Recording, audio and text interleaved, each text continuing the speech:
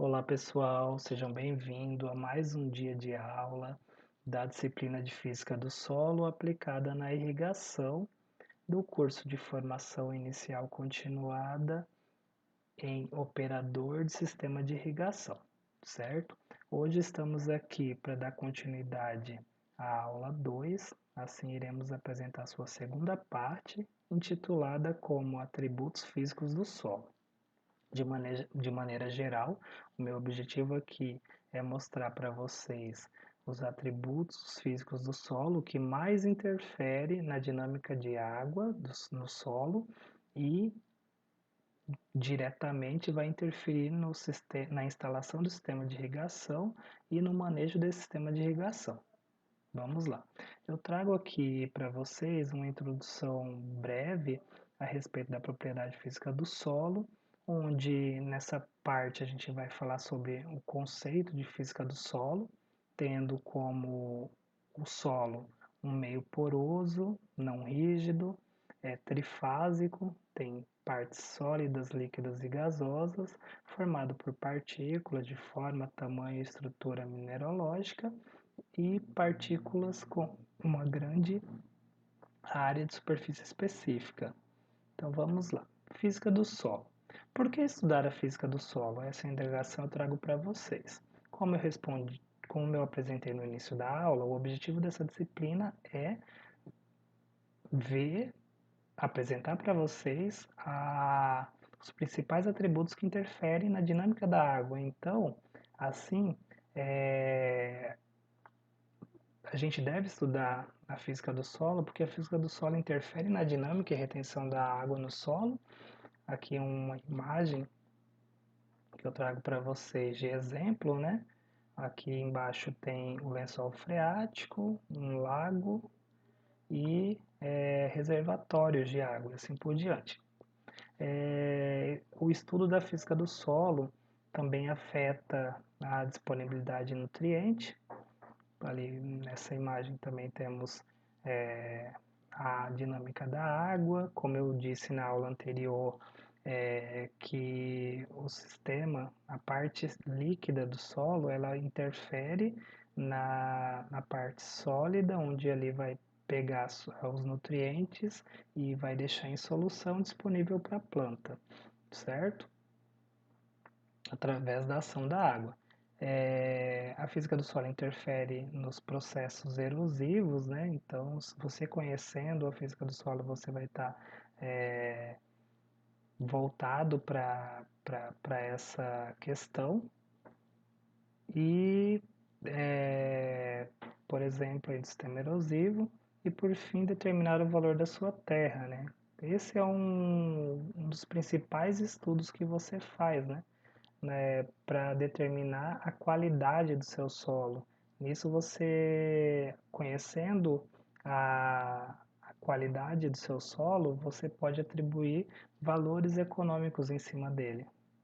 Então vamos lá, dando continuidade à introdução. A física do solo é constituída por vários elementos, dentre eles a textura, a área de superfície específica, consistência, densidade de sólido e partícula, porosidade, granulometria e resistência à penetração, vinculado a tudo isso, a estrutura do solo. Perdão. Mas o que é estrutura? Qual é a composição da estrutura do solo? A composição da estrutura do solo, ele é basicamente formado por análise granulométrica, tendo em vista uma fração granulométrica, onde conhecemos os tamanhos de partículas, certo? Temos lá a areia, que varia de 0,05 milímetro a 2 milímetros, silt, que é 0,02 a 0,05 milímetro, e a argila, que é menor que 0,02 milímetros. Mas diante disso tudo, o que é a textura do solo? Então eu trago um conceito de textura do solo bem simplório e de fácil entendimento para vocês.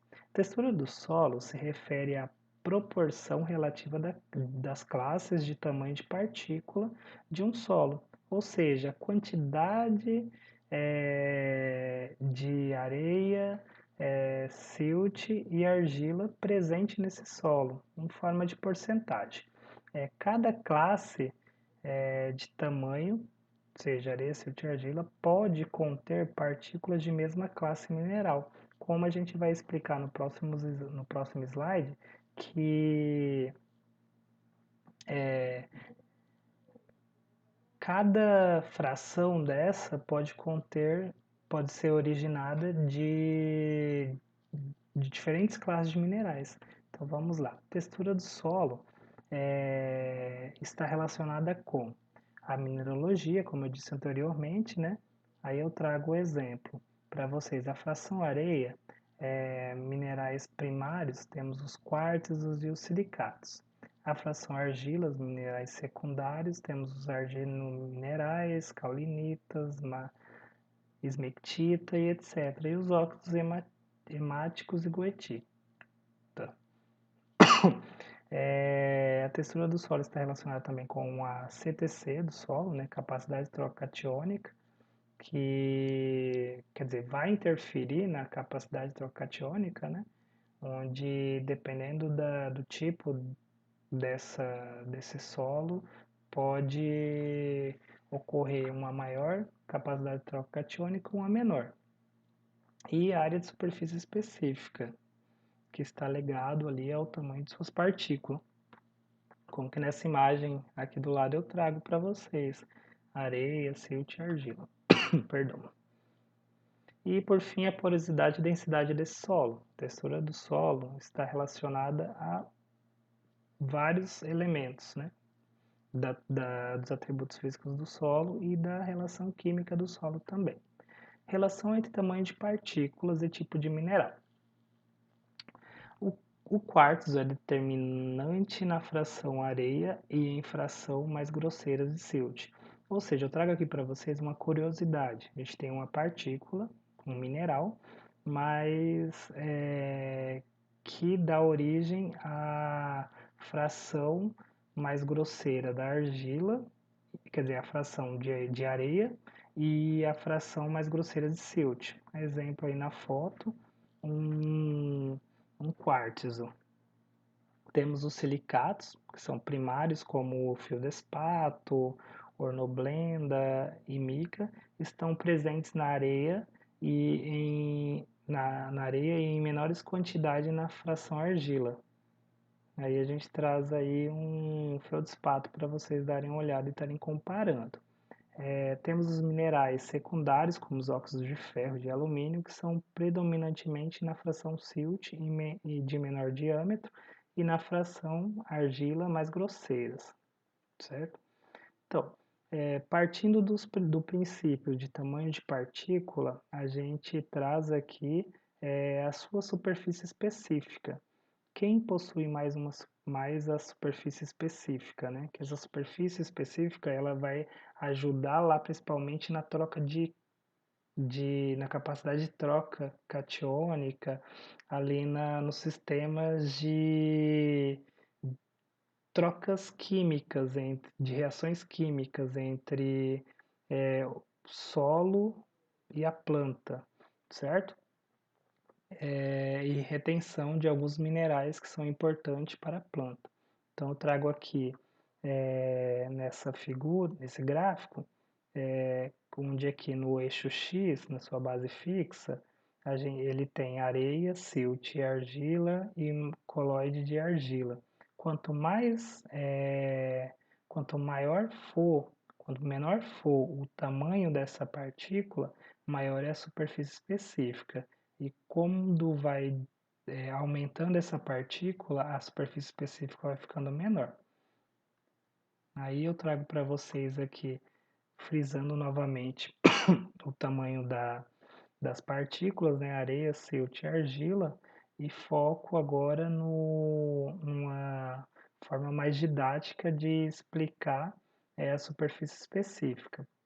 Trago aqui uma figura de vários blocos, onde a gente de início tem um bloco principal, onde possui 6 áreas específicas apenas. Quando a gente divide esse bloco em dois, esse bloco vai ter 12 áreas específicas, ou seja, tem maior capacidade de reter água e de reter nutrientes. Quando a gente vai aumentando, ó, e a gente pega e divide por 4, vai aumentando a área específica, certo? Isso é importante justamente para a dinâmica da água no solo e a dinâmica de nutrientes no solo. Referência comparativas dos tamanhos de partículas do solo. Aí eu trago aqui mais a título de curiosidade mesmo. Pego a argila que está num campo basicamente, a partícula de argila, né? Está num campo basicamente pequeno, muito difícil ao olho nu, e trago uma comparação para vocês verem. Tanto a argila, o silt e a areia é uma comparação mais didática na cabeça de vocês. Por exemplo, a argila, pensa na cabeça de um alfinete, certo? Depois eu trago o silt. Pensa numa bola de gude. Depois eu trago areia muito fina. Aí eu já penso na bola de bilhar, da mesa de sinuca. Depois eu trago areia fina. Eu penso na bola de bocha, né? Depois eu trago areia média. Pensa na bola de futebol. Depois eu trago areia grossa. Aí você pensa em uma bola esférica de 0,5 metros de diâmetro. Então é uma proporção bem grande, né? Da argila para a areia. Você sai de uma cabeça de um alfinete para uma esfera de meio metro de diâmetro.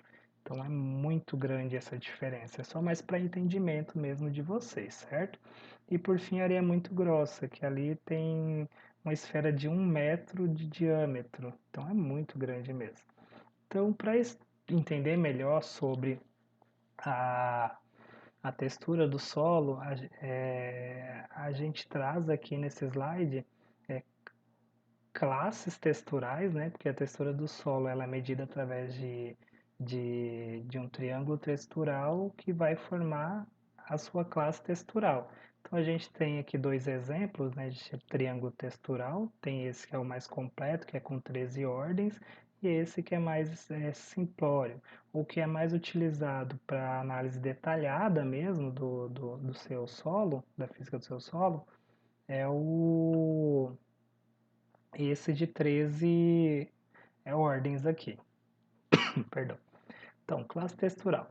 Raramente encontra-se um solo que seja constituído de uma só fração granulométrica, ou seja, que é constituído apenas de argila, que é constituído apenas de silt, que é constituído apenas de areia, certo?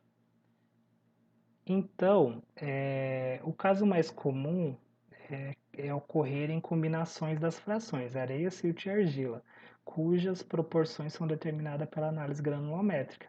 Essa análise granulométrica é a análise física que você vai fazer nesse solo, que mais para frente, lá nas análises, na aula 4, eu vou estar explicando para vocês as análises mais importantes da física do solo e da dinâmica da água, ok, gente? Então, eu trago aqui embaixo também algumas figuras mais voltada aí para a diferença de textura mesmo do solo, para vocês observarem. Classe textural. Trago aqui uma análise de solo, ou seja, ocorreu lá, foi feito todos os princípios da coleta de solo, feito as análises físicas desse solo através da metodologia que eu vou passar para vocês na aula 4, e por fim chegamos a seguinte resultado. A camada da profundidade de 0 a 20, obtemos 88% de areia, 3,6% de silt e 8,4% de argila. E agora, tendo essa informação, para eu saber a classe textural desse solo, como eu faço? Lembra que eu apresentei o triângulo anteriormente, triângulo de textural? Então a gente vai jogar esses dados obtidos da análise granulométrica do solo naquele triângulo. E aí temos o triângulo aqui mais completo de 13 ordens. Então eu vou lá, que tem a sua base areia, certo? Aqui embaixo areia, tem argila e tem a porcentagem de silt. Então eu fui lembrando lá, a nossa quantidade de areia era 88%, certo? Isso, 88%. De argila era. Só um momentinho. De argila era. De areia 88%, de argila 8,4% e de silt a gente tinha 3,6%. Perdão. Ou seja, a gente caiu em uma ordem ali, trazendo mais de forma ampla a textura desse solo que a gente obteve através das análises lá, o resultado. A textura desse solo é areia franca. Entenderam, gente? Como que calcula, que consegue achar a textura do solo no triângulo textural? Qualquer dúvida, podem procurar o tutor ou procurar a mim que a gente vai estar explicando certinho. Então vamos lá. É possível alterar a textura do solo pelo manejo? Sim, é possível. O, a textura do solo, ela pode ser influenciada, né, através da perda de profundidade, que nesse caso a gente tem a lixiviação, né, que é a partícula que transloca, né, de um horizonte para o outro ou desce no perfil do solo até chegar aí no fim, né, seja na material rochoso, enfim. A migração lateral, que é ali quando obtemos a eluviação, né, que é material que sai desse sistema, né, através do escorrimento lateral, e a eluviação, que é material que chega nesse sistema através desse solo, né, através de escorrimento superficial lateral, né, ou seja, um material de solo que está aqui na parte mais alta do solo, sabe? Mais parte da região, do relevo, pode, através da chuva, de sistemas vento, ele pode ser carregado, esse material, e depositado na várzea, onde é a parte mais baixa. Então, esse material pode estar rico, por exemplo, em partículas de argila e aumentar o teor de argila aqui na, nas várzeas. Perda a partir da superfície, né? Então, como eu trouxe exemplos, né, anteriormente, a enxurrada ela pode retirar partículas do solo, né, e, e depositar de um lugar e depositar em outro. O vento também pode fazer isso, o fogo pode alterar essa dinâmica também da formação de partícula e perda de partícula e a colheita. Então, pessoal, já falamos sobre textura, agora vamos falar sobre consistência do solo. Perdão. A consistência do solo se refere à resposta do solo a forças externas que tentam rompê-lo ou deformá-lo. Manifestação da força de coesão e adesão sobre diferentes condições de umidade. Assim sendo, o que significa a consistência do solo? É a sua capacidade de expandir e de reter,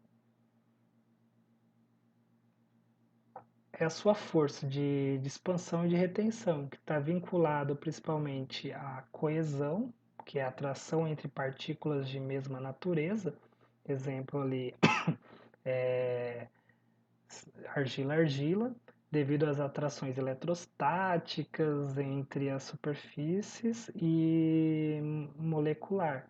Então, tipo, vão ter várias forças ali agindo para que essas partículas de mesma natureza elas se unam. E temos a adesão, atração entre partículas de naturezas distintas, devido à tensão superficial da água. Então, a adesão nesse processo, tem a tensão superficial da água, que vai estar relacionado ao processo de capilaridade da água, né? Que é o ar que reveste ali a água e ajuda nessa adesão, atração entre as partículas. Então, consistência do solo. A consistência do solo depende da textura, maior em solo argiloso, ou seja, ela tem maior capacidade de adesão e coesão. Vai depender também da mineralogia, né? Maior em solos que possuem argila do tipo 2:1, dois silicatos para um de alumínio. E temos os vertissolos, como exemplo, né? Temos os vertissolos, que tem essas argilas do tipo 2:1, e temos os latossolos, que tem argila do tipo 1:1. Então, a consistência dos latossolos vai ser menor do que a dos vertissolos. Então, temos também a matéria orgânica interfere na consistência do solo, estrutura menor com a agregação. Enfim, de forma geral, eu vou trazer aqui para vocês a questão da adesão e coesão, que está relacionado à umidade do solo e os seus estados, certo? Então vamos lá. Limites de consistência ou limites inferiores e superiores de valor de umidade para cada estado do solo. Então, ali a gente tem estado sólido, estado líquido, plástico, sólido, né? Perdão. Temos aqui estado sólido, semissólido, plástico e líquido. Friabilidade, plasticidade e viscosidade. Então tá. Com isso, o solo seco, ele é considerado um solo em estado sólido. Umidade, molhado, muito molhado, saturado. Então a gente tem aqui a consistência. Consistência em solo seco, ela é maior e vai diminuindo com o aumento da umidade. Aqui, o solo, a adesão, a consistência ela vai aumentando com o aumento da umidade, até que chegou um ponto que atingiu o pico máximo em relação à umidade. Esse solo, a adesão desse solo, a consistência dele começa a diminuir, porque esse solo vai ficando saturado e vai diminuindo o ar. Como a gente disse que para adesão é preciso ter ar para formar capilaridade entre as partículas, e aí esse solo ele vai diminuindo a consistência com o aumento da umidade desse solo, como você pode ver aqui, muito molhado e saturado não tem consistência nenhuma, certo? Então, condicionantes da consistência. A gente tem condições de preparo de solo, pode interferir na consistência, resistência à penetração de raízes, estrutura e estabilidade de agregados, erodibilidade. Por fim, gente, vamos estudar agora estrutura e agregação do solo, que vai estar interferindo lá, principalmente pela consistência, pela superfície específica e textura do solo.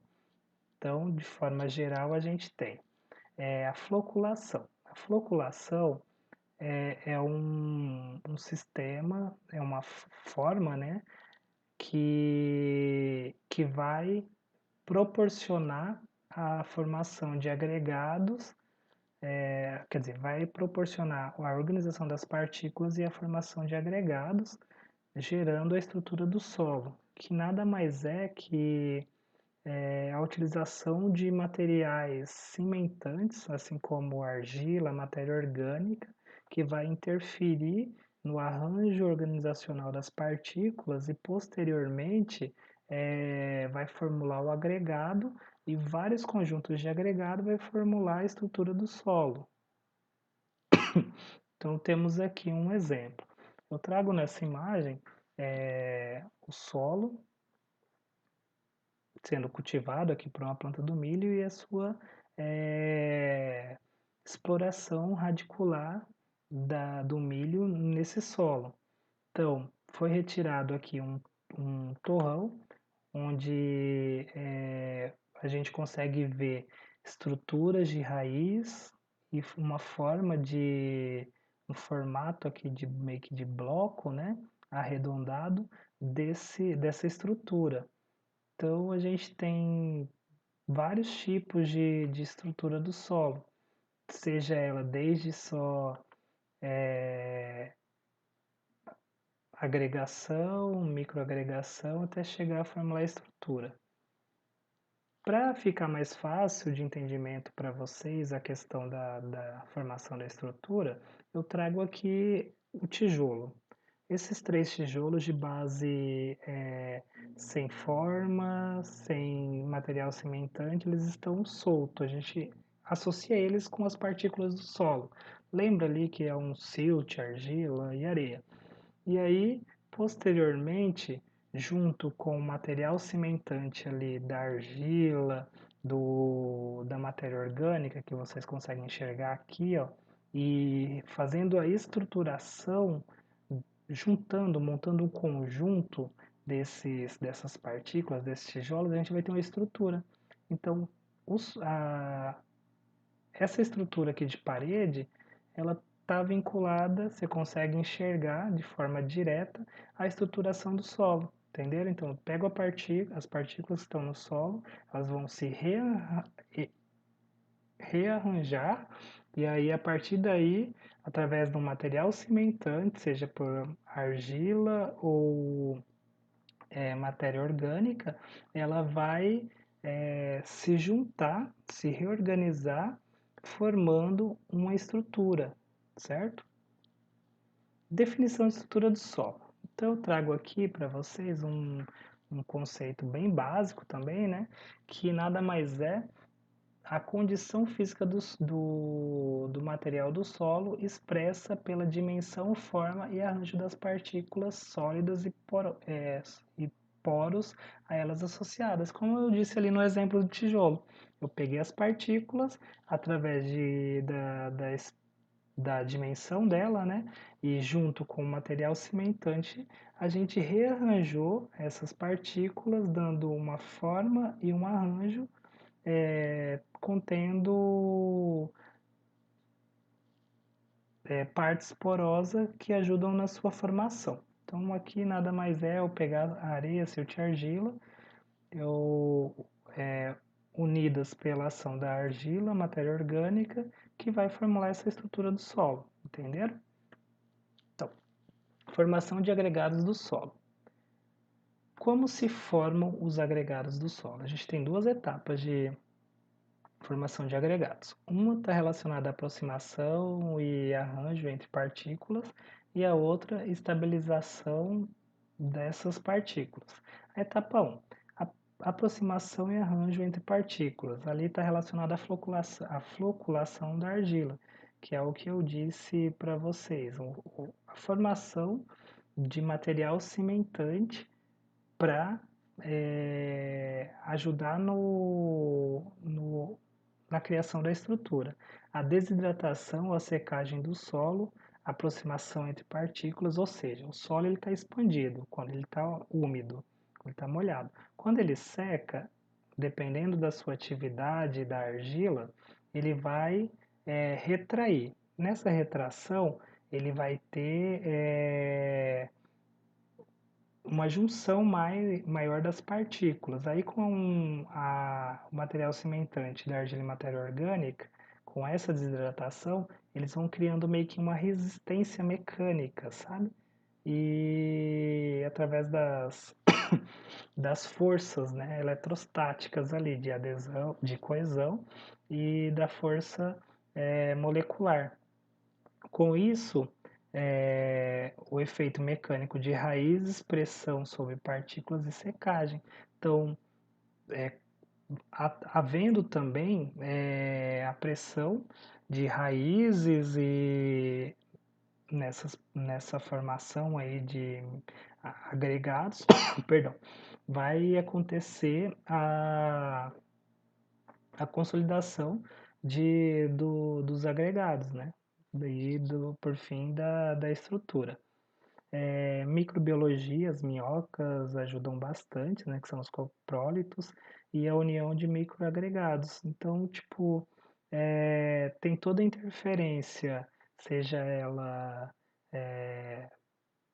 de ações físicas, químicas e biológicas para a formulação da estrutura do solo. E antrópicas também, porque o homem acaba interferindo através de manejo inadequado do solo e assim por diante. Vamos lá. Estabilização. Agentes cimentantes, que é o que eu costumo focar na formação da estrutura, né? Quantidade de argila e de cátions. Quantidade de argila e de cátions, que são os elementos que vão formar uma base, que eu posso dizer aí, uma base de troca de cátions e ânions, né? Tipo de argila mineral, se ela é do tipo 2:1 ou 1:1, a força eletrostática, como eu disse anteriormente, matéria orgânica, perdão, polissacarídeos e ácidos úmicos, os micro-organismos, ação mecânica, né? Hifas e produção de compostos orgânicos, vegetação, ação mecânica das raízes e ação de material em superfície. Então, tem toda, como eu disse para vocês no slide anterior, a aproximação dessa e arranjo entre as partículas e a estabilização, né? A aproximação através do efeito lá da expansão e retenção, né? Do material, e a estabilização está relacionada aos materiais cimentantes, né? Aos agentes cimentantes, que são a química do solo, a física do solo, a adição de matéria orgânica, os micro-organismos, vegetação e ação antrópica. Perdão. Formação de agregados do solo. E aqui é só mais um apanhado geral para vocês entenderem de forma mais ilustrativa, né? Nesse primeiro ponto, a gente traz aqui os óxidos, os óxidos e matéria orgânica, argila e alguns domínios. Vamos lá. Partículas individuais formando núcleos de aglomeração, menor que 2 micrômetros. Então, daqui são as partículas que vão formar a aglomeração. Aí, com o passar do tempo ou das atividades cimentantes desse solo, a gente vai ter submicroagregados, constituídos de partículas individuais, silt, argila, areia, matéria orgânica, agentes ligados a compostos orgânicos persistentes, cátions, polivalentes, argilas e óxidos. Então, já temos o material cimentante agindo de forma... Aqui são as partículas de forma isolada. Quando essas partículas começam a se unir, elas vão criando os submicroagregados, menor que 20 micrômetros.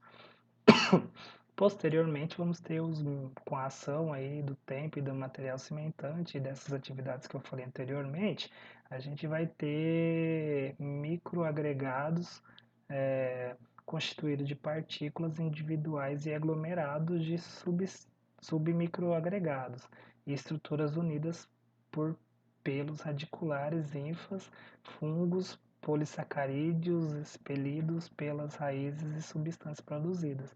Ou seja, ali a gente só tinha ação de matéria orgânica e do material cimentante da argila. Então era criado um submicroagregado. Aqui a gente vai ter a ação das raízes, dos fungos, as raízes exercendo força em cima desses microagregados, submicroagregados, formulando os microagregados. E por fim, a gente vai ter aqui o macroagregados, que é um composto por muitos microagregados unidos principalmente por hifas e fungos e raízes estabelecidos pela natureza. Então aqui, ó, a gente juntou, então aqui é uma estrutura de macroagregados, ou seja, estrutura do solo, perdão, formulado, formando aí, formado na verdade por vários microagregados através da ação de materiais cimentantes, ação biológica, tanto de atividade micro-organismo quanto ação de raízes e ação antrópica. Por fim, eu trago um exemplo aqui mais ilustrativo, né? Que a gente tem uma planta, várias plantinhas captando CO2 do sol, e cada plantinha dessas tem a sua raiz, certo? Então a gente vai lá, próximo da raiz, a gente vai ter os microagregados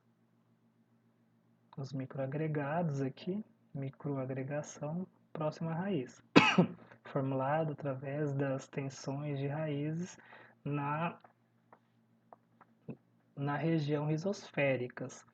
Aí a gente tem as hifas. Essas hifas elas vão formar os macroagregados também, através dessas ações, certo? Então, pessoal, por fim temos os tipos de agregados. Como os tipos de agregados, a gente tem os granular, glumoso, como por exemplo que está aqui, né? Temos o laminar, que é formado por lâminas, perdão, que é formado por lâmina, e temos o blocos subangulares, são vários blocos de ângulos diferentes, perdão, o blocos angulares, por exemplo, e o colunar, que é só mais uma visão de aglomerados e formação de estrutura do solo. Bom, por fim, para acabarmos, né, na verdade, para questionar todo o nosso aprendizado aí em relação a essa disciplina, em relação a esse tema, trago para vocês aqui. É possível alterar a estrutura do solo pelo manejo? Sim, gente, é possível. Os fatores que afetam a estrutura do solo, principalmente, são as mudanças climáticas a longo prazo, né? As mudanças climáticas podem interferir aí. Temos também as atividades biológicas, como eu disse lá, né? Os fungos, as minhocas interferem nessa estrutura do solo, entre outros animais também. Práticas de manejo, dentro da prática de manejo a gente tem cobertura do solo, que pode ajudar, pode interferir, temos o plantio direto e etc. Então, sim, a estrutura do solo ela é cabível de mudança através do manejo, e esse manejo ele pode ser bom e melhorar a estrutura desse solo ou ser ruim, tornar esse solo mais compactado, diminuir os poros desse solo, diminuindo assim a taxa de infiltração desse solo e ocasionando erosões e assim por diante. Então, pessoal, para finalizar todo o nosso aprendizado em relação a essa aula, eu trago aqui as considerações finais, que está relacionado a tudo que a gente estudou, né? Principalmente textura, estrutura. Então lá, a textura é importante para o entendimento do comportamento e manejo do solo, assim como a estrutura também, mas o base disso tudo é a textura, né? Que é ela que vai dar origem, como a gente viu, à estrutura do solo. Durante a classificação do solo em um determinado local, a textura é muitas vezes a primeira e mais importante propriedade a ser determinada, e a partir da textura, muitas conclusões importantes podem ser tomadas.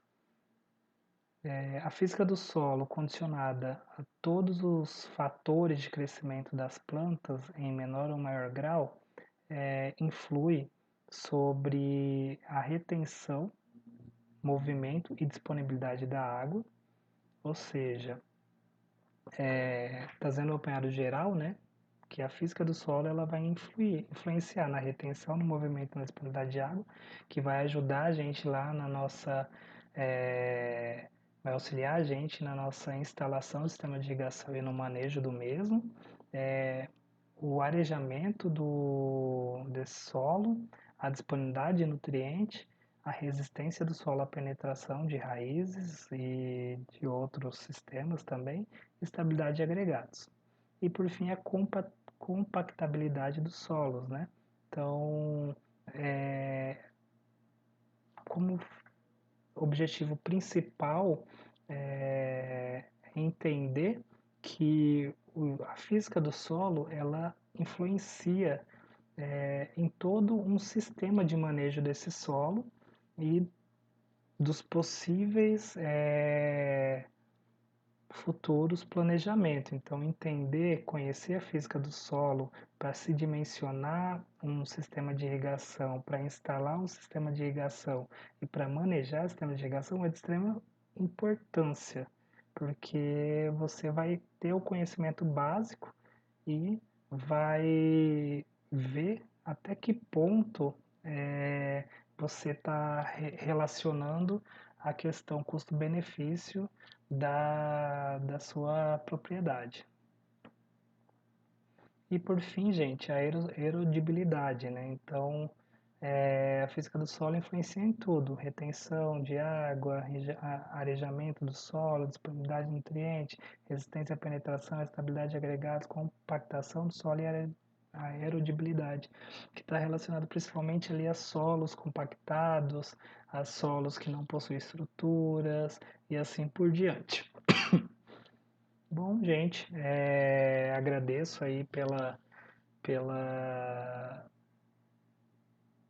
contribuição, né, de todos em relação a essa aula, né, que a gente tem. E qualquer dúvida, podem me procurar, procura a tutora, que estamos à disposição. Lembrando que já eu posto a parte 3 da aula 2 e já vamos realizar uma atividade em relação a isso, beleza, pessoal? No mais, muito obrigado e não se esqueçam que a física do solo ela é muito importante para relação solo-planta-atmosfera. Abraço!